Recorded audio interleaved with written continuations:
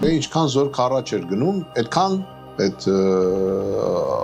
Ադրբեջանի առաջարկները կոշտանում էին։ Եվ այդ առաջարկները մենք բոլորս գիտենք, որ գալիս էր Ռուսաստանի Դաշնության միջոցով։ Հետաքրքիրը գիտեք որն էր։ Հետաքրքիրը նա էր, որ օրինակ ես լինելով խորհրդական տեղյակ չէի առաջարկվող տարբերակների մասին։ Հետաքրքիր է, չէ՞։ Տեղյակ չէ, ոչ մեկ տեղյակ չէր, ոչ մեկ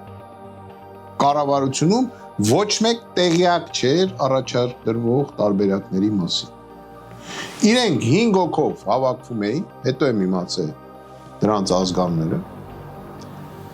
Ոնց ասեմ, մարդիկ, որոնք ոչ թե չէին կարա ճիշտ որոշում կայացնեին,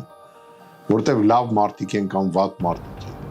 այլ որտեվ չունեին ոչ փորձ, ոչ գրագիտություն ճիշտ որոշումներ կայացնել, եւ որոշում էին, որ չպատասխանել։ Պատկերացնում եք։